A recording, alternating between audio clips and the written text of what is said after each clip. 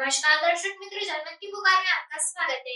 हिंदी पत्रकारिता दिवस समारोह के अवसर पर पत्रकारों का सम्मान, विचार गोष्ठी का आयोजन। पत्रकार को लोकतंत्र का चौथा स्तंभ कहा जाता है। ऐसे में आजादी से लेकर अब तक पत्रकारों के योगदान को भुलाया नहीं जा सकता, जिन्हें याद करने के लिए हिंदी पत्रकारिता दिवस के अवसर पर मोतिहारी के अस्पताल चौक के नजदीक जन सुराज कार्यालय परिसर में एक भव्य पत्रकार गोष्ठी का आयोजन किया गया। इस कार्यक्रम में NUJ पूर्वी चंपारण के जिला संयोजक और वरिष्ठ पत्रकार राजन त्रिवेदी, समाज सेवी और कला साहित्य प्रेमी रवीश कुमार मिश्रा, अजय कुमार आजाद और पत्रकार अरुण तिवारी ने पत्रकार साथियों को सम्मानित किया। गोष्ठी के दौरान वक्ताओं ने पत्रकारों को उनके समाज के प्रति समर्पण और साहसिक पत्रकारिता के लिए सम्मानित किया। NUJ पूर्वी चंपारण के जिला संयोजक राजन त्रिवेदी ने कहा कि हिंदी पत्रकारिता का इतिहास बलिदान और संघर्षों से भरा हुआ है। पत्रकारों ने हमेशा सच की आवाज़ बुलंद की है और समाज को जागरूक करने में महत्वपूर्ण भूमिका निभाई है। सभी वक्ताओं ने हिंदी पत्रकारिता के इतिहास, महत्व और वर्तमान स्थिति पर चर्चा की। रवीश कुमार मिश्रा ने कहा कि हिंदी पत्रकारिता ने भारत के स्वतंत्रता आंदोलन में महत्वपूर्ण भूमिका निभाई थी। आज भी ये समाज के चौथे स्तंभ के रूप में कार्य कर रहा है और लोगों को सशक्त बनाने में मदद कर रहा है। वक्ताओं ने गिरते पत्रकारिता के स्तर पर चिंता व्यक्त करते हुए भी कई सारी बातें की। आइए सुनते हैं उन्होंने क्या कहा। पत्रकारों के बारे में 2 लाइन का एक शेर है कि हम उस बाजार में सजे हैं जहां मुझे खरीदने वालों की जेब खाली है। आपको कोई खरीद नहीं सकता है।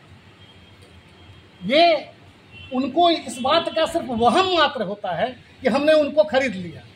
वो एक परिस्थिति जन्य घटना होती है और लोग इस बात को कहते हैं कि हमने फला, ठीक है, हजारों में कोई एक होंगे ऐसे जो बिक जाते होंगे, लेकिन वो अपवाद स्वरूप है। आज ये लोकतंत्र हमारा इसलिए बचा हुआ है कि हमारा इस लोकतंत्र का जो चौथा स्थायी स्तंभ है, जो चौथा स्तंभ है, वो बिल्कुल जो है एक तरह से निष्पक्ष है। उसकी पत्रकारिता ही है जो इस लोकतंत्र को जीवित रखी है। पत्रकारिता है, बहुत तरह की बातें हैं, बहुत लांछन है, बहुत कुछ हो रहा है, लेकिन पत्रकारिता का स्वरूप भी बदला है। एक तरफ प्रिंट मीडिया है, एक तरफ हमारा सोशल मीडिया है, एक तरफ हमारे चैनल के लोग, तो इसमें बहुत तरह की भिन्नता है। लेकिन सारे भिन्नताओं के बावजूद यह कहीं से अतिशयोक्ति नहीं होगी मेरे ये कहने का कि आज भी पत्रकारिता ही है, इसलिए बहुत सारा चीज़ जो है वो बचा, चाहे वो किसी भी तरह का, वो राजनीतिक भ्रष्टाचार हो, सामाजिक भ्रष्टाचार हो, कहीं ना कहीं किसी न किसी माध्यम से, पत्रकारों के माध्यम से उसको उजागर किया जाता है और उस पर बातें चर्चाएं होती हैं। अभी हाल में देखने को मिल रहा है कि पत्रकारिता का क्या गुण है। जब से पत्रकारिता में महंगाई का। हिंदी पत्रकारिता दिवस है आज, क्या कहना चाहेंगे इसकी? ये तो बड़ा हर्ष का दिन है कि आज हिंदी पत्रकारिता दिवस है और जैसा कि हम सभी जानते हैं और भी चर्चा भी हुई है कि हिंदी का पहला अखबार पश्चिम बंगाल से, उस समय तो बंगाल हुआ करता था, उद्दंड मार्तंड के साथ हिंदी पत्रकारिता के सफ़र की शुरुआत हुई थी और तब से लेकर आज तक हिंदी पत्रकारिता विभिन्न आयामों से गुजरती रही। बहुत सारे अप्स एंड डाउन्स आए, कॉर्पोरेट जगत का इस पर एकाधिकार हुआ और मिशन, एक समय में मिशन रहा पत्रकारिता, फिर जीविकोपार्जन का साधन बनी और जब यह जीविकोपार्जन का साधन बनी तो बहुत बड़े बड़े कॉर्पोरेट घरानों ने इसको अपने अंडर में लेना शुरू किया। वर्तमान स्थिति यह है कि हिंदी पत्रकारिता की दशा और दिशा पर यदि हम चर्चा करें तो आप यह पाएंगे कि आपाधापी और जल्दी से जल्दी अपना समाचार परोसने के क्रम में हम व्याकरण भूलते जा रहे हैं, हम भाषा विन्यास भूलते जा रहे हैं, स्थिति यह है कि कई घरों में लोग अखबार मंगाना इसलिए पसंद नहीं करते कि वे कहते हैं कि हिंदी पढ़ने से हमारे बाल बच्चों का व्याकरण खराब हो जाएगा, उनका भाषा विन्यास बिगड़ जाएगा।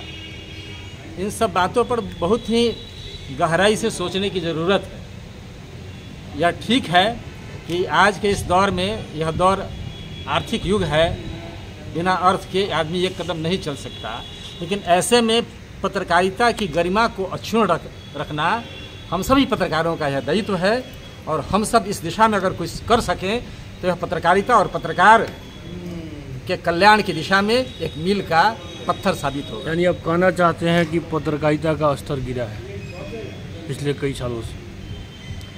देखिए, पत्रकारिता का स्तर गिरने से मेरा आशय यह है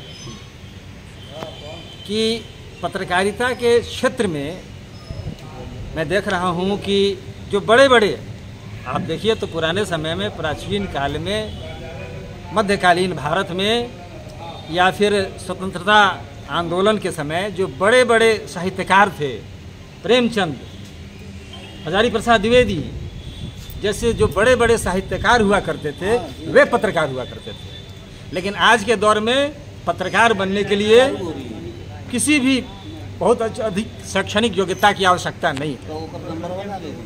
और ऐसी स्थिति में निश्चित रूप से जब आप के अंदर आप जब सरस्वती पुत्र नहीं होंगे तो आपसे यह कैसे अपेक्षा की जाए कि जो आप कुछ लिखेंगे पढ़ेंगे वह सब कुछ बेहतर होगा।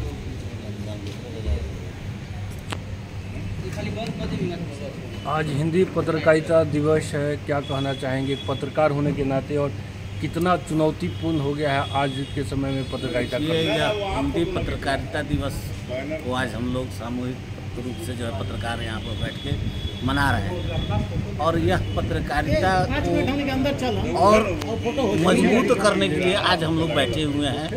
और पत्रकारिता और हिंदी पत्रकारिता के साथ हिंदी पत्रकारिता का यह दिवस है, इसलिए इस पर हिंदी पत्रकारिता का पर फोकस करते हुए हमारे रवि जी ने उस पर चर्चा की कि हिंदी पत्रकारिता का उद्भव कब हुआ, तो उन्होंने डिटेल में आपको बताया ही है। और उस समय से जो हिंदी पत्रकारिता की शुरुआत हुई तो उसके बाद वह एक अलग के रूप में जगा और डेवलपमेंट के रूप में वो दिखने लगा पूरे भारत में नहीं, पूरी दुनिया में। इसी का परिणाम था कि देश आज़ाद हुआ।